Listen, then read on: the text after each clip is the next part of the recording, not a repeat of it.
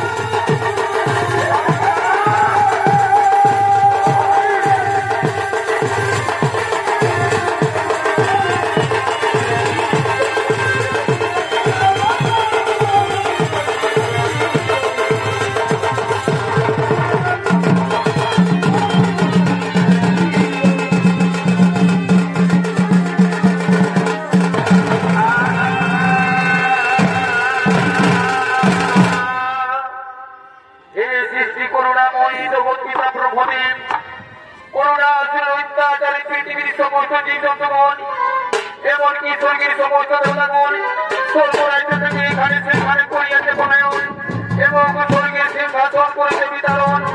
তাই আপনি দয়া করে বলুন পিতা মহামুখে সেই অরুণাচলের মৃত্যু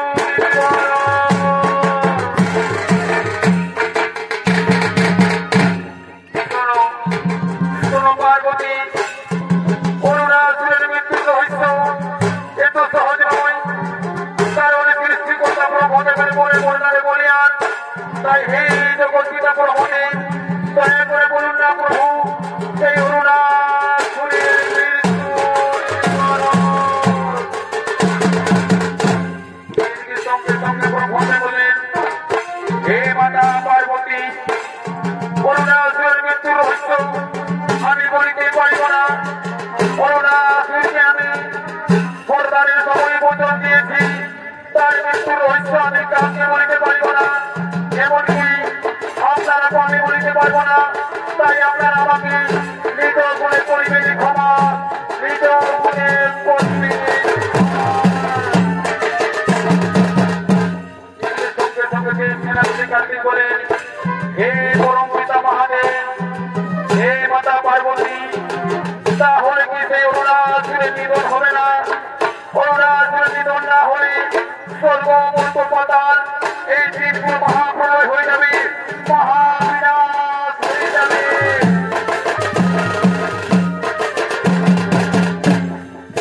সঙ্গে গণার বলেন, হে মাতা পার্বতী পরম পিতা ব্রহ্মদেব, হে পিতা করুণাসুরের মৃত্যু রহিত তো সহজ নয়। ব্রহ্মদেবের মনে মনে আন সৃষ্টিকর্তা ব্রহ্মদেব জানেন সেই করুণাসুরের মৃত্যু রহিত কিন্তু না জানে না, ব্রহ্মদেব তা বলিতে পারিবে না, কেননা ব্রহ্মদেব করুণাসুরের কাছে প্রতিজ্ঞা বন্দী।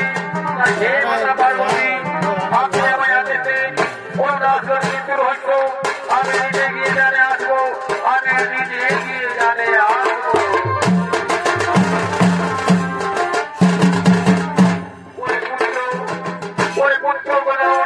যাও, আমি তোমাকে আদেশ দিলাম, তবে তুমি আমায় কথা দাও করুণাসুরের সাথে কোনরূপ ভাবে তুমি অস্ত্র শস্ত্রকে যুদ্ধ করিবে না, কোনরূপ ভাবে তুমি অস্ত্র শস্ত্রকে যুদ্ধ করিবে না। হে মাতা, হে মাতা, আমি তোমাকে কথা দিলাম, সত্য সত্য তিনি সত্য করে পালন করবে না। আমি সেই করুণাসুরের সাথে কোনদিন অস্ত্র শস্ত্র দিয়ে যুদ্ধ করিব না। আমার নিজ বুদ্ধি দ্বারা সেই করুণাসুরের মৃত্যুর রহস্য আমি নিজে জানা আসবো। তাই যাও, আপনারা মনে আনন্দ নৃত্য করতে করতে নিজ নিজ আলয়ে পর